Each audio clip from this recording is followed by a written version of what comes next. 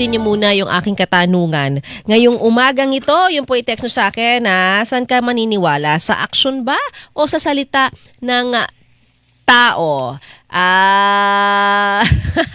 Eto sabi ni Jerwin, nasa Singapore pa. Aba, hello. Sa FB ka na nanonood at nakikinig. Sabi niya, nakikinig daw yung asawa niya ngayon. Ang sama daw ng tingin sa kanya. Ano ba yung sabihin ng masama ang tingin pag tumingin ang asawa mo sa'yo ng ganon? Happy Sunday daw, sabi ni Jerwin. Oo. Tapos yan nga, yung read between the lines. Sige po, babasahin ko po ang iba niyong mga kasagutan, mga kapuso. Kasi nasa linya na po natin ngayon si Dr. Gerald Abergos, isa pong sociologist, para pag-usapan ng ating paksa ngayon, non-verbal communication. Doc Abergos, maraming salamat ho sa pagkakataon, ha? Hi, good morning. Good morning, Miss Sala. Good morning sa lahat ng mga nanonood at nakikinig sa atin ngayon.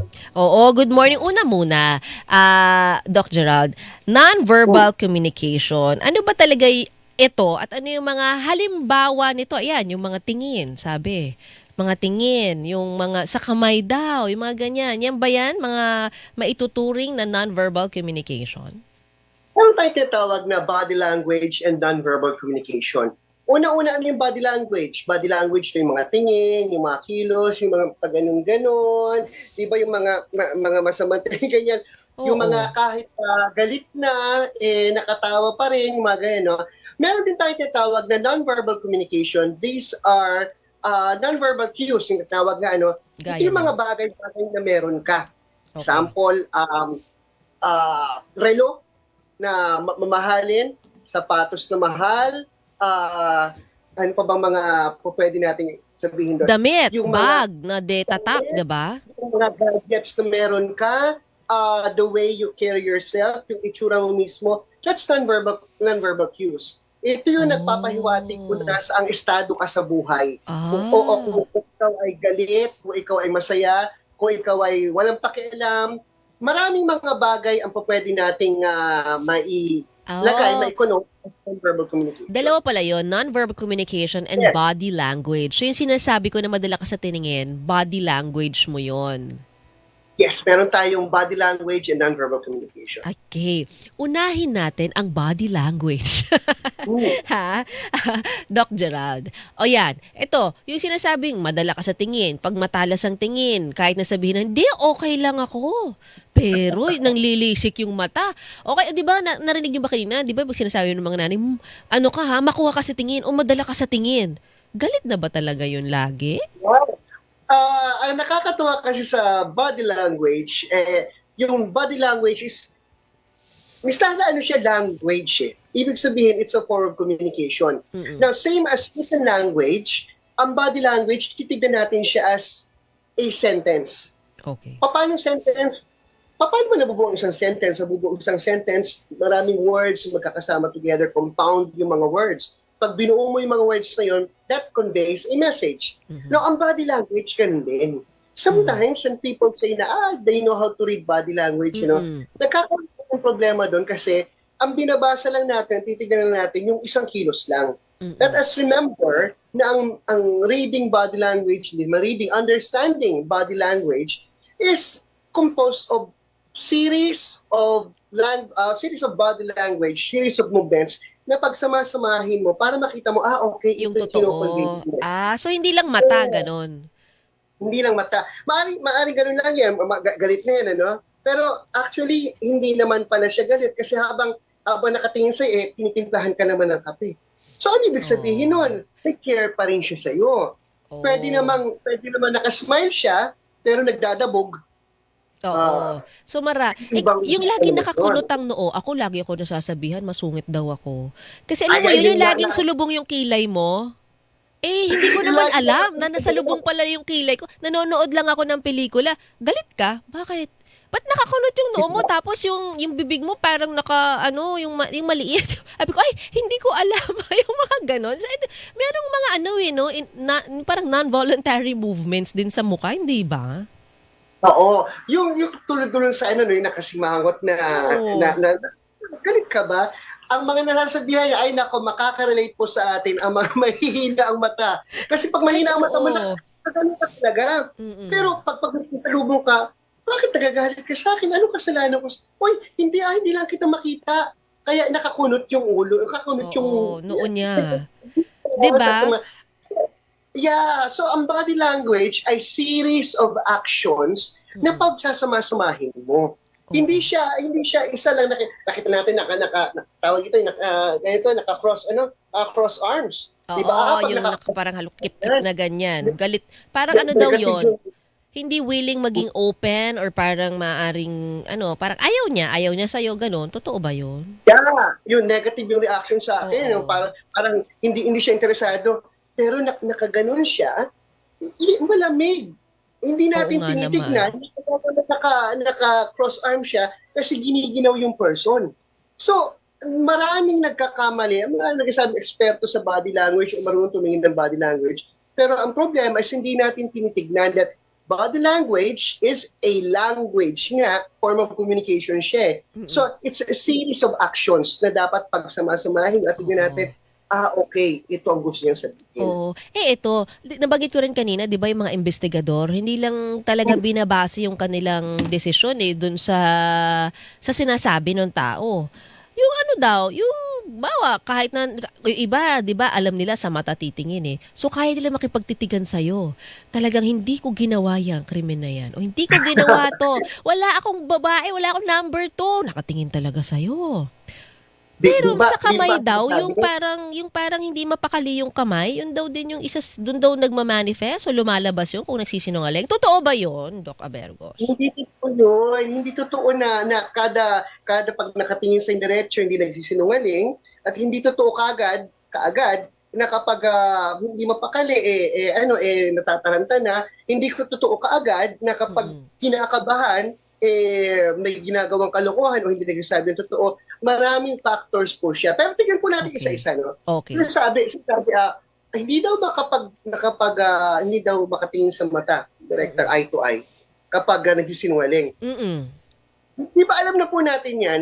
Di ba sinabi na ng kultura natin na kapag hindi ka makatingin sa mata, nagsisinungaling ka. Oo. So ano gagawin ng isang sinungaling? Ang gagawin ng isang sinungaling, lalong titingin sa mata, hindi Oo. ako yan. Mm. Oo, sasabi ako ng totoo. So, it defeats the purpose. Okay. So, marami tayo kasing ginagawa na akala natin effective, which is good.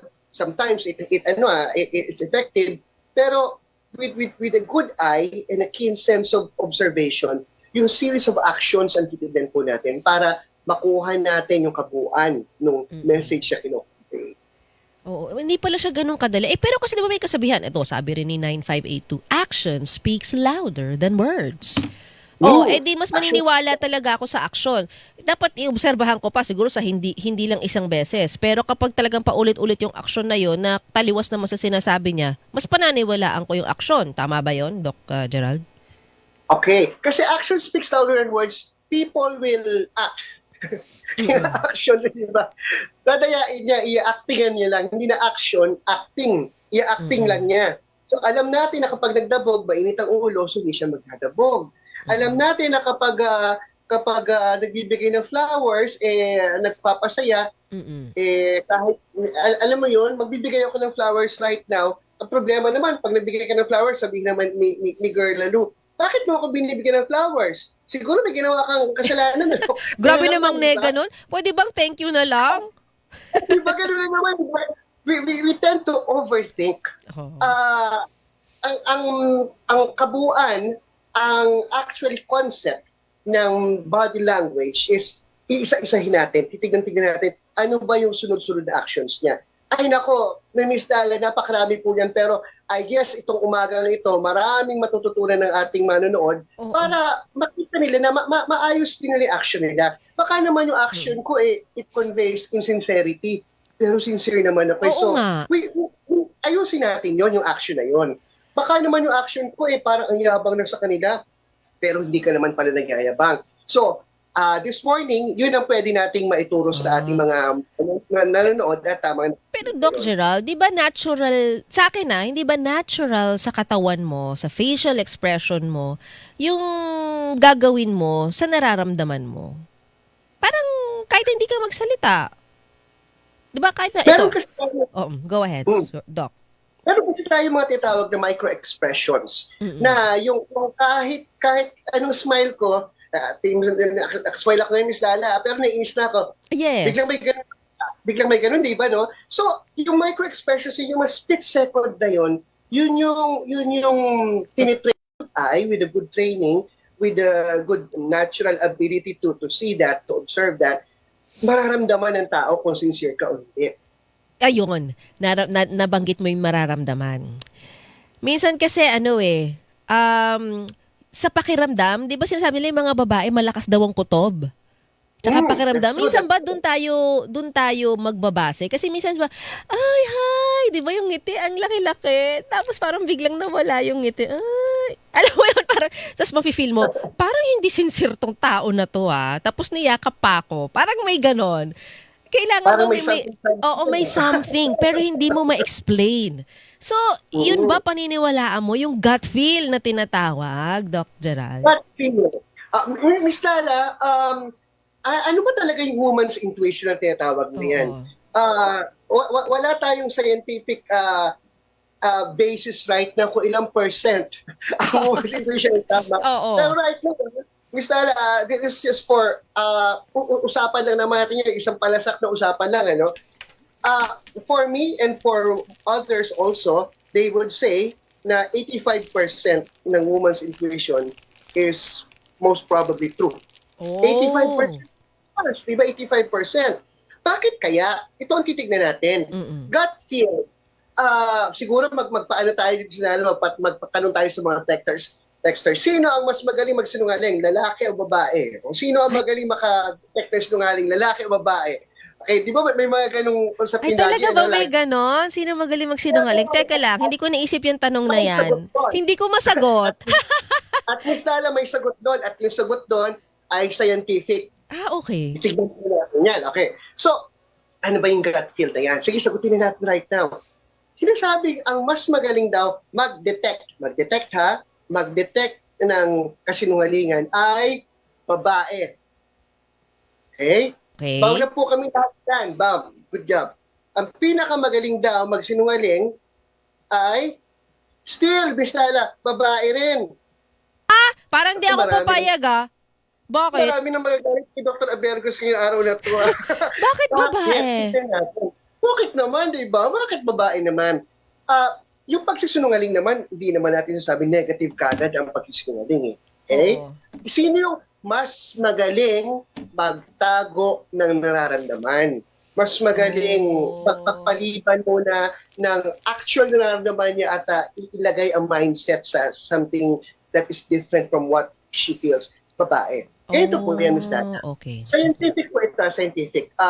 Most of the scholars do not look into this, pero ganito po yan. Ms. Dana, since total ang usapin naman natin ay bahay at buhay, and today is, this month is Women's Month, tignan po natin ang kabuuan. When a girl, nag-start na po ng first menstruation, nag-start na maging dalaga. Ano po ba yung hindi kami makarelate ng mga lalaki kung ano ba yung menstruation na yan yung nararamdaman yung sakit, yung discomfort ninyo. We can only imagine. Men can only imagine, but women, kayo nakaka-relate po kayo lahat dyan. Lahat po kayo. Kahit Miss Lala, kahit masama ang pakiramdam ninyo, kahit napapagod kayo, kahit I don't know how you really feel, pero hindi namin alam. Hindi namin nararamdaman. Hindi nyo alam na may masakit na. At hindi kami komportable. Hindi kayo komportable, pero for us, for the observers, wala lang. Sa inyo parang okay lang kayo. We can only imagine the discomfort and yung sakit na nararamdaman nyo. I don't know. Pero ang nakikita po namin ay a woman na wala lang, okay lang. Doon po natin nakikita na early on in the life of a woman, a girl, becoming a woman, natututo na po, natitraining na po ng pagtatago ng feelings. Natututo na maka-discern, na makakita ng ganitong mga bagay. Now, para saan po ito? This is something that is very, very precious to me pag pinag-uusapan po itong mga bagay na ito. And tama-tama, Miss Lala, Women's Month po ngayon, pinag-uusapan po itong mga bagay. I'm really serious right now. Ano? Ang humanity, kabuuan, humankind, ay hindi magpa-prosper, hindi tayo magiging humankind kung hindi dahil sa women. Bakit Mm-mm. po? When a man, when a father, when a boy, when sees a child, an infant na umiiyak, ano po ang nakikita namin? Misala, ang nakikita po namin ay isang infant na umiiyak. Mm-mm. Pero ang isang girl, babae, woman, kay lola, o kahit bata pa, pag nakita ng infant na umiiyak, anong nangyayari? Oh, ano ba? Giniginuha na siya, di mo ba alam? Naku, gutom na. Nakuha niyo po, Miss Sala. That is woman's intuition. And for me, Miss Sala, that's actually a gift, a Yes. blessing. Oo.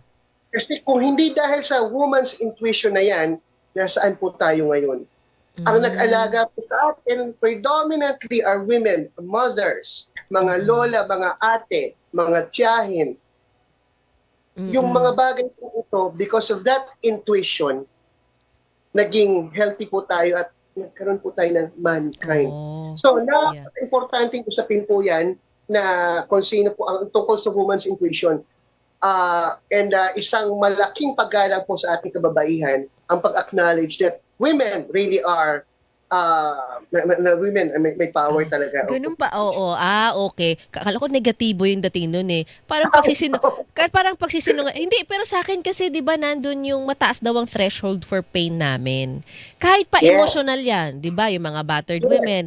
Ang tagal nung taon mo nga bago, kung hindi pa nga umamin, di mo malalaman na may problema pala siyang iniinda sa pamilya o sa asawa niya, 'di ba? Parang ganun siya eh. Hindi ba yun din yung mataas yung ano namin diyan eh. Yes. Oo. Totoo yan, totoo yan. At the same time, Miss Lara, doon naman tayo sa kabilang side, ano? Kung talagang gusto magsinungaling, mas magaling magsinungaling. Sorry. Whether lalaki or babae yan, kung talagang ginusto Yes, mo, yun na yes. yun. Totoo Oh, naman po. Diba? oo. Oo, 'di ba? Pero ang ganda ng explanation mo doon, Doc Gerald, na oo nga, meron ding instinct eh, meron talagang natural gift ika nga. Pero kung ikaw, tao ka na talagang dinesisyonan mo talagang may itago ka o magsinungaling ka kung kanino man sa iyong karelasyon, gagawa at gagawa ka talaga ng paraan eh. Ito, sabi ni Rotary, dami na nag-text sa atin, Doc Gerald, sabi niya, baka naman nung tinanong ka bang mahal mo ba, mo pa ba ako? Sinagot ka ng hindi na. Sa ilong daw lumalabas yung, yung sabi, bakit parang sa ilong lumalabas yung sagot mo? Nagsisinungaling ka? Alam mo yung parang naiiba yung boses? Yung ba yun? Sign ba yun na nagsisinungaling yung tao sa'yo? Yan, yung sa ilong lumalabas. Tingnan mo ha. Siguro, babae po ba ang nag-text right now? Rotrieve eh. Hindi ko alam. Lalaki ata to. O Okay, babae. ibig sabihin, magaling po mag-obserba. Pero yun po ang karaniwan sabi sa ilong lumalabas. Bakit po yung tawag sa ilong lumalabas? Kasi po ganito yan. Ang actions po natin is based also on chemical changes, is based also on our physical attributes. Ano? Kaya siya sabi sa ilong lumalabas, kasi po pag tayo ay galit, okay, kailangan po ng body natin ng oxygen. Kasi ang stressful ang katawan po natin, anong ginagawa? Pinipilit po nating mag-take in ng mas maraming oxygen. Kaya yung humihingal o galing sa ilong, it means na breathing heavily. So yung breathing is a sign of stress. So pag titignan natin, sign of stress could mean something, could mean stress lang talaga, could mean masama ang pakiramdam, could mean many things. So tama po yun, yung observation na yun. Galit ka ba? Bakit galing sa ilong ang pananalita mo? Totoo yun. Kasi tama yung nag-observe. Kasi habang nagsasalita, mangungungo, kasi yung paghinga ay medyo may effort. So that is one good observation for body language. Oo. Pero isa sabi ni Marites, Kaslib, mas sa action daw siya titingin. May mga tao kasi minsan daw tahimik lang, ay naman magsabi ng totoong nararamdaman, kaya basahin nilang daw yung action. Pero sabi mo nga, Doc Gerald, hindi po pwedeng isang beses lang. Marami yun eh, no? Para masabi mong, okay, ito talaga yung totoong nararamdaman niya. Taliwas sa sinasabi niya. So ulitin ko lang yun, no? Ang body language po is a language, is a form of communication. Na katulad po ng words, pag nagbabasa tayo ng sentence, may isang word, hindi ka maniniwala kagad sa isang, hindi mo maintindihan yung isang word. May isang sentence, medyo, okay, ganito pala yun. Pero tandaan po natin, hindi lang po yung sentence, it's also composed naman ang paragraph ng maraming sentence. When a sentence is composed of words, tapos ang paragraph naman is composed of sentences. So ano ibig po sabihin natin? Katulad doon sa pananalita po, ito karaniwan sinasabi at kapag may mga TV interview daw, ganyan, yung naka-cut and paste yung sinasabi, yung mga ganun, na somehow totoo rin naman talaga dahil ang kino-convey po nung tao ay hindi naman yung kabuuan. Isang statement lang yun ng isang napakalaking paragraph. So, ganun din po ang body language. Hindi porket maraming beses din ang ginawa sa siguro in about 2 minutes, okay na yun, maniniwala na kagad tayo doon. Hindi po. Titignan po natin, obserbahan po natin na medyo matagal-tagal hanggang we are convinced na yung series of line of actions na yun and the micro-expressions tell na talaga, okay, it conveys something. Ito, sabi ni Mar Santos, ito naman, usapang ligawan to, ligawan to. Kapag may gusto naman daw yung chick, sabi niya, mababasa mo daw sa kanyang mata at labi. Bakit labi? Pero kung hindi ka daw type, alam mo na, snub agad. Di ba sa mga kabataan, yung syempre hindi na maaamin yung babae na type din niya yung lalaki. Pero nalalaman ng lalaki na type siya ng babae. Ay, naku, ang pag-usaping ligawan at yan ang mga basahan ng body language talaga, no? Once, tingnan po natin yung kanyang mga observation. Bakit makikita daw sa labi daw, ano? Oo, tsaka sa mata. Pag yung mata mo kumukuti-kuti-tap, type mo yung lalaki. Di ba pag kilig na kilig ka, parang kumukuti mata? Okay, sige. Huwag din natin pahirapan ng ating mga lovers para mag-aminan. Yan po natin ang mga, hindi po ito kabuuan, ha? Tulad po sinasabi ko, series of actions po ito. Pero these are the right words. Okay. Ito yung body language, the right body language, Okay, ganito po yan. Bakit po makikita daw sa labi? Okay. Kasi karaniwan sa labi, anong ginagawa kapag, di ba pag may nanonood tayo ng movie, may mga love scenes o mga romantic scenes, ang nangyayari is yung didilaan yung labi, yung gaganon yung labi ho, di ba? So, ano ang ibig sabihin? Yung sabi, ay, manak naman yan, mga ganun, di ba? Ano ang ibig po sabihin nun? Pag yung labi po ay dinidilaan, it's a form of grooming. Inaayos po ng person kasi labi, yung mapulang labi, unconscious po, yung mapulang labi ay nagpapakita ng, attractive. The person would like to look attractive, unconsciously, anong ginagawa niya? Ginugroom niya yung labi niya. Kaya may ganun minsan, sabing, okay, siguro type ako nito. O kaya kinakagat yung labi, yung kagat labi, titawag na. Oo, kagat labi. Pakyut daw yun. Yung pakyut, ba? Number 1, pakyut talaga. Effective yun. Effective.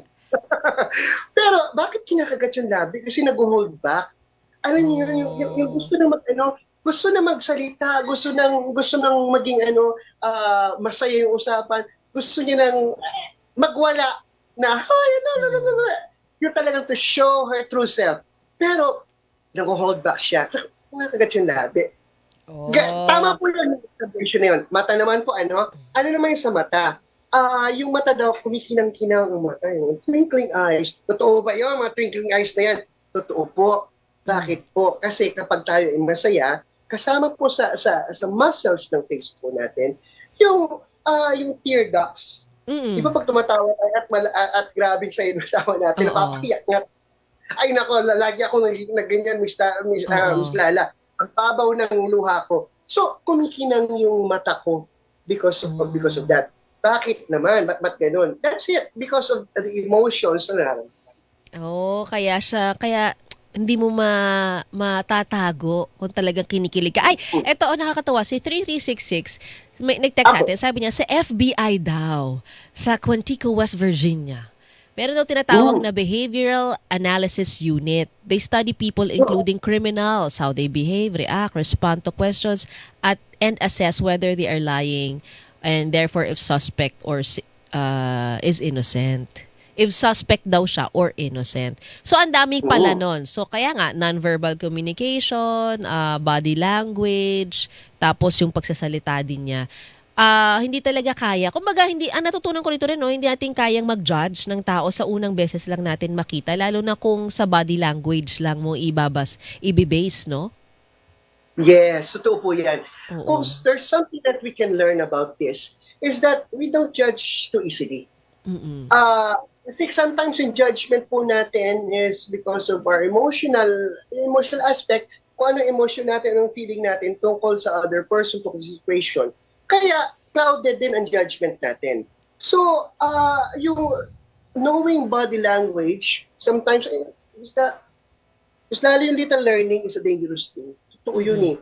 Kasi pagpakiramdam mo, ang galing-galing mo na magbasa, pero hindi naman pala, konti pa lang pala yung binabasa mo yun, you judge quick. Kawawa naman yung person.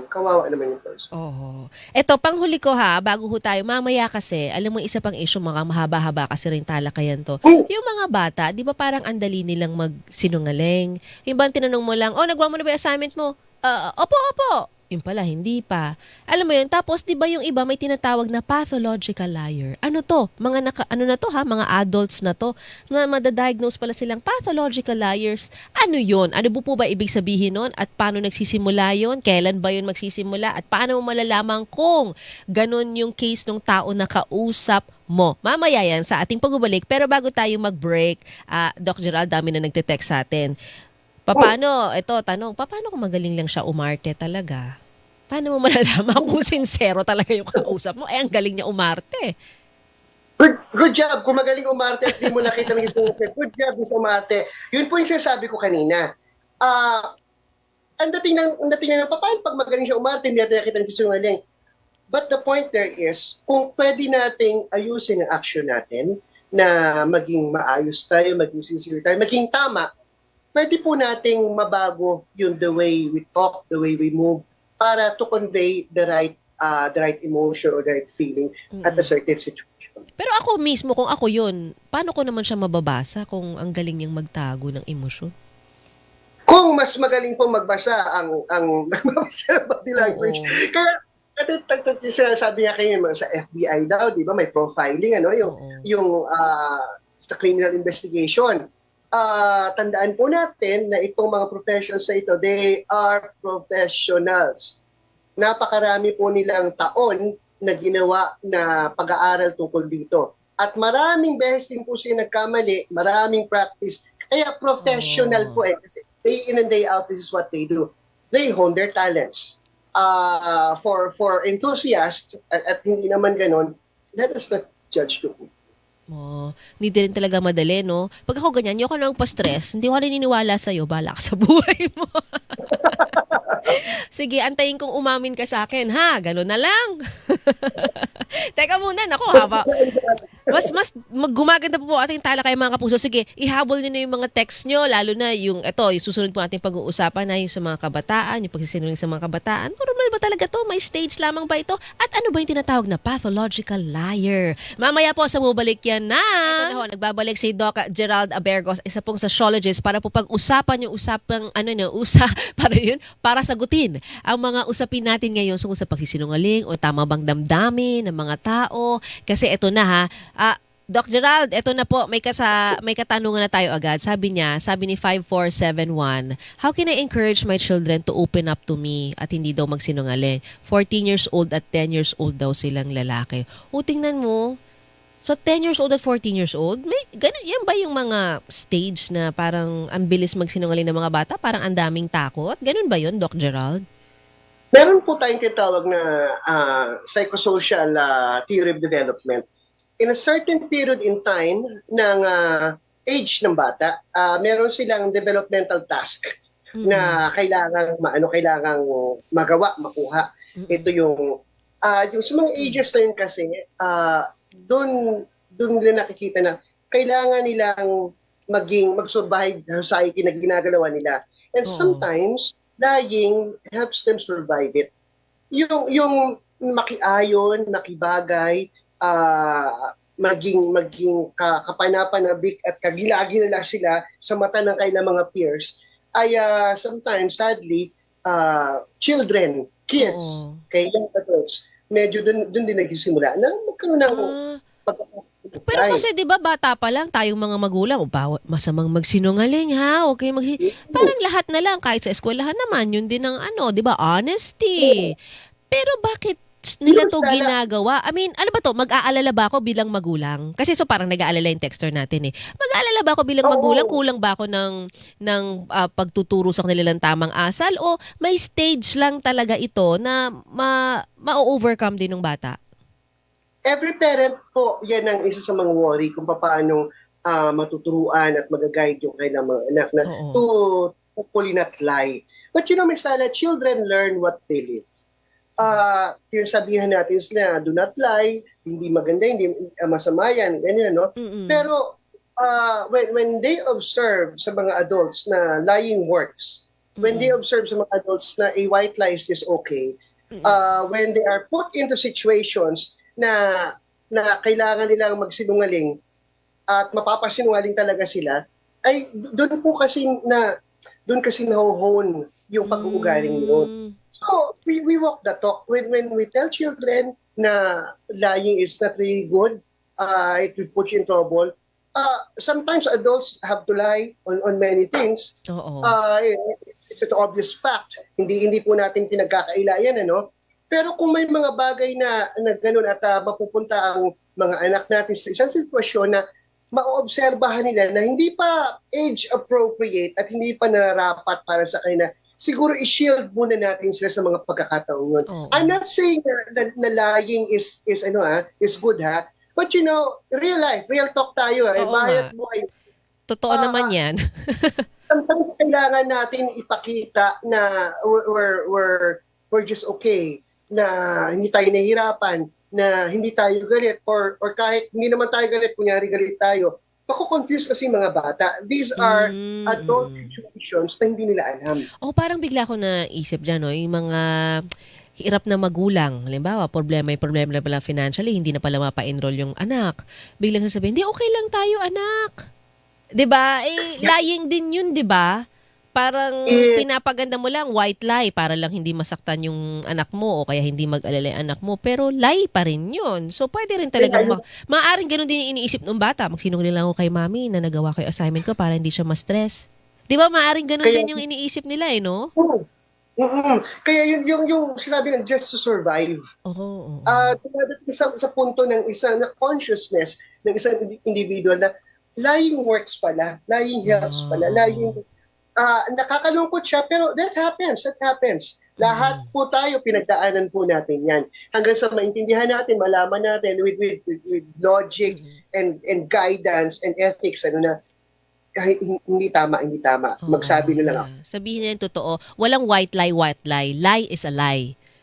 Oo, at baka dun pa makakuha ng ideya nga yung mga bata. Maaari, eh, 'no, na naririnig din sa usapan o maaaring nakikita rin sa kanilang iba, mga kaibigan, 'di ba? Gano'n din kasi yun, Oo. eh, exposed sila, eh. Eto Doc, Abercos, meron tayong 5 minutes. Kasi nag-text si 9640, sabi niya, "Ano ngang tawag dun sa tao na sobrang sinungaling, kaya tuloy nagiging totoo na sa kanya yung pagiging sinungaling niya, yung mga kuwento niya, feeling niya, pinaniniwalaan na niya." Ito ba yung pathological liar, Doc Gerald? Yun. Oh. Yung normal na normal at pinapaniwalaan niya mismo kasinungalingan niya. Oo. Actually, magaling magsinungaling. Magaling magsinungaling. Oo, Siya, may siya dagdag sa mismo kuwento pa, sinungaling. gano'n. So, ngalingan na rin niya ang sarili niya at siya rin naniniwala sa kanyang pagsisinungaling. Oo. So, nakakatawa, pinagtatawanan natin, pero that happens and it's a serious problem na when a person thinks na yung mga sinasabi niya ay tama, yung Mm. sinasabi niya ay kahit sinungaling, kawawa, nakakaawa because that person is living not in reality. Oo No, nga. Meron ang ba kayong hirap, pag-aaral, Doc? Kailan 'to nagsisimula? Bata pa ba? Tsaka 'di ba sakit na 'to, dapat psychologist na 'to, eh, 'pag gano'n, 'di ba? professional help ang kailangan doon. Oo. Kasi person has to realize na, uy, yung sinasabi mo is not gonna happen. Uy, masasabi mo, hindi naman totoo yan. And there are professionals who can help them. Pero ito po what if hindi naman available yung professionals? What if pang araw-araw na Pilipino, no, nakikita natin nag-i-start na maging pathological liar yung person? Anong gagawin natin if we care and love that person? Okay? Alam mo, ang mga liars kasi, sometimes they lie. Sabi ko, survival, ano? Sa lahat, sa maraming tao, para itaas yung non-verbal communication yun eh. Yung lying, verbal yun eh. Pero the act of lying, pinapataas mo kasi yung status mo. So, when we know of people na gano'n, no, karaniwan yun, they lie sa harap ng maraming tao. They need an audience for that. Saan sila vulnerable? Saan sila mahina? Saan natin sila pwedeng tulungan sa panahon na vulnerable sila? Ito, mahilig, ito yung... Usapin po sila one-on-one. Doon po natin alam kung sinabi mo kanina, hindi totoo yun, di ba? Oo. Kasi one-on-one. Oo. Ito yung mahilig mag-imbento ng mga facts. Yan din yan, di ba? Pathological liar. Yes. Kaano na kailangan niya na ng professional help? Bakit kailangan mag-invento ng mga facts? Kasi, again, survival. I need to show na ganito ang status ko. I need to make them feel na ganito ako in order for me to, magustuhan ng tao at hindi mawala yung aking so-called friends. Alam mo, ang hirap nun, pag yung parang gumagawa sila ng sarili nilang kwento, tas yung kwento nila, pinaniniwalaan na rin nila. Kaya ikaw, yung tao na magbabasa kung totoo, tayo, mga regular lang na tao, parang ang hirap mo, paniniwalaan ko ba to o hindi? Malalaman mo na lang sa ibang kwento ng tao na yung tatlong tao, pare-pareho, siya lang yung iba. O kaya, pareho sila ng kwento, pero may dagdag siya. Di ba rin yun? Pathological liar din yun? Yung may dagdag? O simpleng marites lang yun? May dagdag na sa kwento? Kaya Miss Lala, sabi ko kanya, di ba, pag ikaw ang nagsisinungaling at pinaniniwalaan mo na minsan yung pagsisinungaling mo, yung made-up story mo, sa tingin mo mababasa yun ang mga magbabasa sa'yo. Hindi nila mababasa kasi ikaw mismo, sincerely, na yung kasinungalingan mo ay totoo para sa'yo. So, mahirap din siya basahin sa body language. Kaya yun yung sinasabi ko kanina, na ang body language ay hindi lang yung panahon na nag-uusap kayo, yung panahon na magkasama kayo, nakikita mo na kagad siya doon. It's a series of body movements and mannerisms and micro-expressions para mabuo natin yung sentence na yun. Nako, medyo komplikado, no? Pero dapat sa sarili natin, maging sincero na lang din tayo para yun na lang din ang makonvey natin sa tao. Doc Gerald, sa susunod, biruin mo, body language pa lang napag-usapan natin, naubos ang oras, wala pa tayong non-verbal communication. Sa susunod, mas pag-usapan po natin yan, ha? I would be very happy to discuss about it kasi matutulungan po natin yung itong babayan po natin, tayong lahat, kahit ako personally, to remind myself also na there are appropriate actions and movements sa lahat sa iba-ibang sitwasyon. So, unti-unti, kung tayo ay tinitignan sa ating mga actions, ayusin natin yung actions natin. Gandahan natin. Thank you so much. Happy Sunday po, Doc Gerald. Sa uulitin, ingat po kayo. Thank you very much. Happy Sunday. Hinihilingan, walang pinopro